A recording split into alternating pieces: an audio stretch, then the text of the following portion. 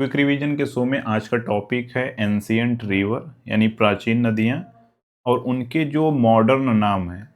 इनसे हमेशा क्वेश्चन बनते हैं, तो चलिए समझते हैं कि उनके पुराने नाम क्या थे और नए नाम क्या हैं।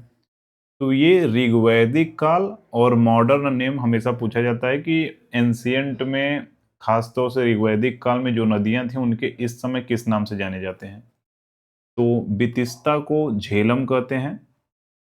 बितिस्ता को झेलम कहते हैं। कैसे याद रखना है? तो बितिस्ता में क्या आ रहा है? बीत यानी वेत आ रहा है। अब वेत खास तौर से अगर आप कभी खेले होंगे तो या स्कूल गए होंगे तो बहुत टीचर पहले बेत से मारते थे। तो उसी से आपको याद रखना है कि बेत मतलब बेत झेलना पड़ता है पढ़ने के लिए। क्या करना पड़ता है कि बेत झेलना पड़ता है। तो बेत से बितिस्ता बना है और झेलना पड़ता है झेलम। तो वेत से वेत झेलना पड़ता है। बितिस्ता का नया नाम जो है मॉडर्न नाम वो झेलम है। अस्किनी, अस्किनी। तो अस्किनी का जो नया नाम है चेनाब है। कैसे याद रखना है? अब अस्किनी को समझिए, आशिक से समझ लीजिए। और आशिकी किससे हो गई है? अगर आशिकी चाइना से होगी तो धोखा तो मिलेगा ही।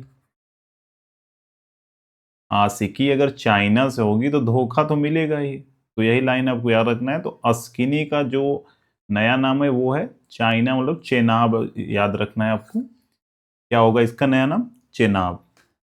तो अस्किनी यानी आशिकी अगर आप चाइना से करेंगे तो धोखा तो मिलेगा ही। तो अस्किनी को चाइना यानी चेनाब से याद रखना है। परूसड़ी, तो परूसड़ी को रावी कहते हैं। तो हमेशा जो भी कंटेंट यानी जो बनाते हैं, नॉर्मली आप देखेंगे बॉलीवुड में भी पीआर टीम रखते हैं। क्या रखते हैं? PR team. तो परूसड़ी में र, पी से परूसड़ी और आर से रावी आपको याद रखना है। तो हमेशा सब लोग जो भी सोशल मीडिया पे आते हैं, सोशल मीडिया इन्फ्लुएंसर होते हैं, वो क्या रखते हैं?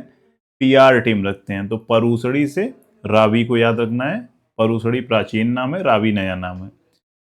नया का मतलब उसकी तुलना में नया नाम है, मॉडर्न नाम है। तो इसमें एक चीज और, यानी जो दसराज युद्ध हुआ था, तो दसराज युद्ध में इस नदी की चर्चा मिलती है।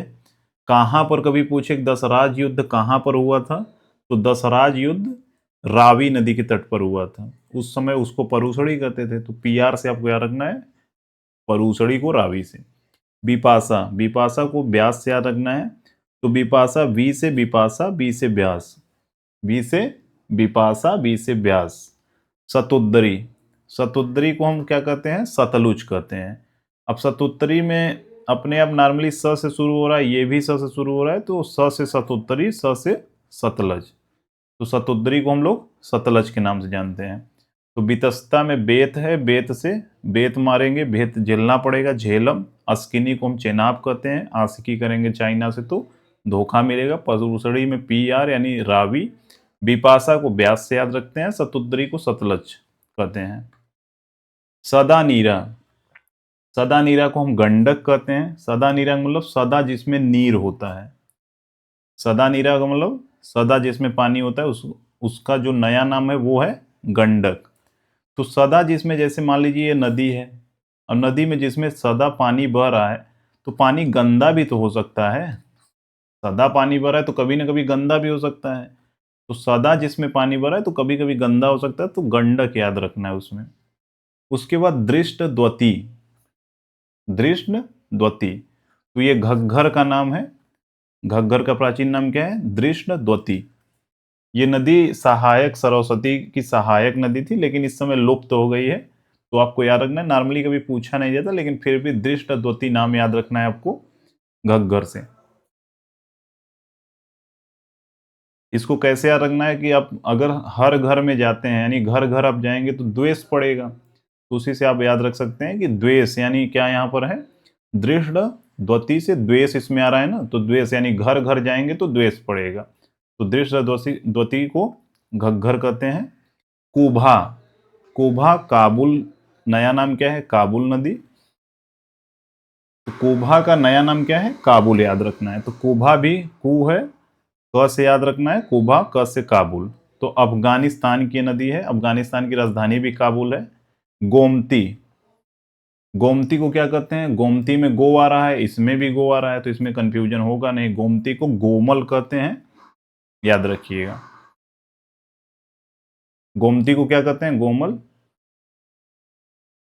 ये गलत यहां पर लिखा है, तो गोमती को गोमल से याद रखना है। सिंधु, सिंधु को, सिंधु घाटी सभ्यता को हम लोग इंग्लिश में क्या कहते हैं? Indus valley civilization. तो सिंधु को इंडस कहते थे, ये सबसे उस समय प्रमुख नदी थी। तो सिंधु घाटी सभ्यता जो बसी है वो सप्त सैंदव बसी है, तो कभी पूछे तो ये भी आप बता सकते हैं। बस इतना ही था, मिलते हैं नेक्स्ट क्लिप में। Thank you, thanks for watching.